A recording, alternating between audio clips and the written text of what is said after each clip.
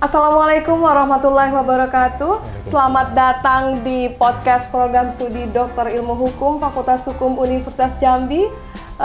Ini adalah episode pertama kita yang sangat kami banggakan, dan pada hari ini program doktor kehadiran guru besar dari Universitas Hasanuddin, Prof. Irwansyah. Selamat datang, Prof. Ya, Bu, selamat datang, Prof. Kapan tiba di Jambi, Prof? Kemarin sore, Bu. Bagaimana makanannya? Oh, alhamdulillah, kurang lebih sama dengan Makassar, Bu. Oh, hampir sama ya. Jadi kalau bahasa Makassar apa kabar? Agak kareba? Agak kareba, ya. Jawabnya apa, Prof? Kareba deceng. Kareba deceng. Baik, jadi Prof. Irwansyah ini adalah seorang pakar yang memang sudah banyak membidangi jurnal-jurnal dan artikel-artikel, dan banyak menghadirkan, menghasilkan para guru besar di bidang hukum di seluruh Indonesia.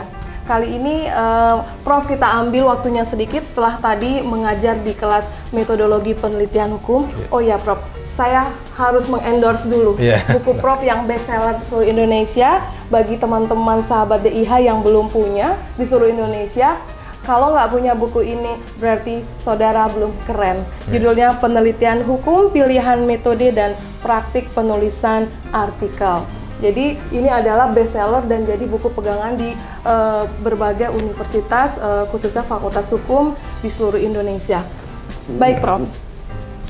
Jadi kita sedikit membicarakan terkait proposal disertasi yang membuat mahasiswa kita kadang menjadi agak pusing. Pusingnya karena terlalu berat menurut teman-teman mahasiswa. Tapi tadi saya mengikuti perkuliahan Prof sudah bilang bahwa sebenarnya itu sangat mudah ya, Prof ya, jika kita mengikuti tahapan-tahapannya. Jadi sebagai pijakan dasar untuk menulis itu, kalau kita baca di buku Prof kan sangat enak itu. Enak kita membacanya seperti sedang berbicara dengan Prof. Kalau Prof boleh menyingkat bagaimana pemikiran yang harus dipunyai oleh mahasiswa program doktor dalam menyusun proposal disertasi, gimana ya, Prof? Silakan, Prof. Baik, terima kasih Ibu Dr. B sebagai Sekretaris Program S3 Doktor Ilmu Hukum Unja. Ya, jadi bicara mengenai proposal penelitian disertasi atau rencana penelitiannya, ini mau dibilang susah juga tidak, gampang juga tidak, Bu ya. Ya. Yang pertama, bahwa sebagai sebuah perencanaan tentu perlu ada persiapan. Paling tidak persiapan itu mereka harus membaca 3 hal penting. Pertama, tentu membaca buku-buku yang relevan, referensi. Nah, yang kedua, tentu membaca juga jurnal-jurnal untuk mengikuti perkembangan terbaru dari topik yang mau diteliti. Yang ketiga, supaya terdapat kesinambungan riset, maka diminta juga membaca hasil disertasi sebelumnya. Nah, 3 hal inilah yang memperkuat basis pemikiran mereka sebelum menyusun proposal. Karena pada intinya proposal itu yang perlu disiapkan hal-hal pentingnya. Pertama, harus dulu ada permasalahan yang jelas. Nah, kita tahu bahwa ini strata tertinggi. Tentu permasalahan yang diangkat adalah permasalahan yang betul permasalahan besar, dalam arti itu sudah masalahnya besar tapi solusinya kecil. Perlu diteliti lebih lanjut. Oh, jadi permasalahannya besar, solusinya kecil. Itu perlu ditindaklanjuti dengan riset lagi. Nah, kenapa perlu? Supaya selalu ada pemikiran-pemikiran baru yang lahir. Nah, istilah pemikiran baru karena pada inti disertasi itu senantiasa diminta ada kebaruan, ada kebaruan pemikiran. Nah, jadi harus dulu tegas dari awal bahwa ini belum pernah diteliti, atau kalau sudah pernah diteliti, adakah perbedaan-perbedaan yang bisa ditonjolkan di situ? Ya, apakah metodenya, apakah pendekatannya, apakah tahunnya, dan seterusnya. Jadi kata kunci adalah cari kira-kira yang berpotensi melahirkan kebaruan atau temuan sehingga disertasi itu menjadi kuat. Dan yang kedua, perlu juga dipertegas dari awal, cukup tidak teori-teori pendukungnya. Karena teori inilah nanti yang akan membangun sebuah konsep. Nah, dalam disertasi itu agar berbeda dengan tesis, berbeda dengan skripsi, pastikan punya konsep. Nah, konsep ini dibangun dari teori. Jadi perlu ada bacaan terhadap teori-teori. Nah, teori yang relevan, teori yang urgent. Ya. Yang ketiga, ini metode. Ya, ini kan metode menyangkut teknik dan cara. Ya, jadi mungkin teori boleh sama, tetapi dari sisi metode bisa dibedakan. Ya, tergantung nanti rumusan masalahnya. Apa kira-kira metode yang tepat untuk digunakan? Nah, untuk mempertajam metodenya, ada pendekatan. Untuk prodi S3, tentu pendekatan ini dimaksimalkan. Nah, pendekatan juga adalah salah satu potensi melahirkan temuan. Karena itu ada tawaran baru, ada tawaran terhadap sebuah pendekatan yang baru. Ya. Yang kemudian yang terakhir itu barangkali yang dianggap hal yang baru adalah mendesain novelty atau temuan. Umumnya mahasiswa itu nanti kasah khusus cari temuan setelah penelitian. Mestinya ada desainnya. Adakah faktor pembeda, teorinya, metodenya, pendekatannya, kemudian adakah kesenjangan riset pada disertasi sebelumnya. Nah, kalau menemukan kesenjangan, tentu harus berusaha melahirkan sebuah solusi.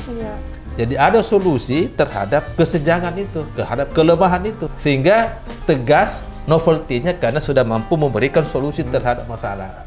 Nah, itu kira-kira inti dari proposal. Jadi kalau dari pembicaraan kita itu ada 4 sahabat DIH, bahwa untuk menyusun proposal kita tuh membutuhkan 4 hal. Yang pertama, kalau ingin fokus, kita baca dulu berbagai macam literatur review, apakah berbentuk buku-buku ataupun jurnal-jurnal yang terupdate, sehingga kita mengetahui sebatas mana perkembangan keilmuan itu pada saat ini, dan kita bisa mendudukkan posisi akademik kita ya Prof ya.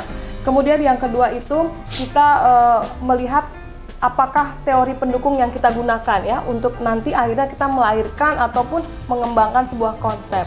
Nah, yang ketiga itu metode. Nah, disinilah yang paling sebenarnya yang paling urgent bagi sebuah peneliti disertasi. Karena ini adalah udah strata yang harusnya menghadirkan filsafat dan filosofi yang mendalam terkait sebuah ilmu. Dan juga harus sudah memiliki desain. Jadi desain itu namanya yang direncanakan nanti akan bisa berubah sedikit banyak, itu tergantung bagaimana kita merealisasikan riset kita ya Prof ya.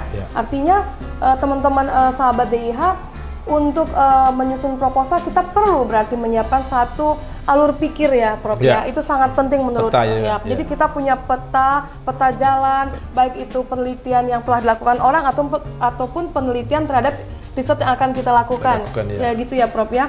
Nah, dengan begitu mungkin setidaknya kita bisa memiliki reasoning yang kuat nanti di rumusan masalah atau latar belakang lah gitu ya Prof ya.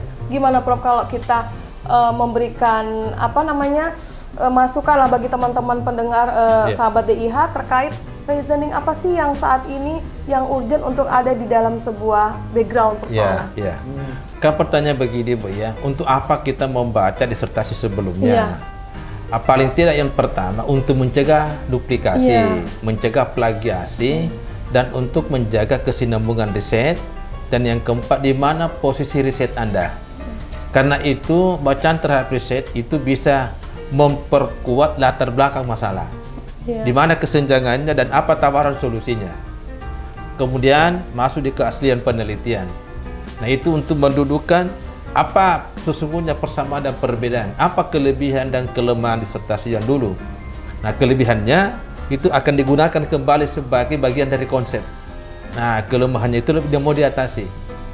Nah, kemudian riset terdahulu juga perlu dimasukkan di dalam tinjauan pustaka untuk menjadi landasan teori. Nah, landasan teori supaya lebih kuat teori-teori pendukungnya. Yang terakhir, sebaiknya hasil riset yang dulu, temuannya itu dibandingkan dengan hasil penelitian kita. Di mana kelebihan temuan Anda dibandingkan sebelumnya? Dan kira-kira apa kontribusinya? Sehingga terlihat originalitasnya. Terlihat jadi originalitasnya didukung oleh risetnya dan bisa tampak perbedaannya. Nah, sehingga makin kuat hasil disertasi itu. Ya, kira-kira begitu Bu ya. Baik, itu tadi sahabat DIH pembicaraan singkat kita di sela-sela kesibukan Prof Irwansyah yang sebentar lagi juga beliau akan memberikan materi di tempat lain. Jadi ini adalah podcast pertama, episode pertama yang seharusnya saya ditemani oleh Ketua Prodi kita, Profesor Dr. Sukamto Satoto, yang pada saat ini beliau sedang berada di negeri Sakura. Mungkin di lain episode kita bisa bertemu, dan terima kasih kepada Prof Irwansyah. Tagline-nya, katakanlah apa yang perlu dikatakan, bicaralah dengan dasar yang benar. Mantap. Sampai jumpa di podcast selanjutnya. Terima kasih.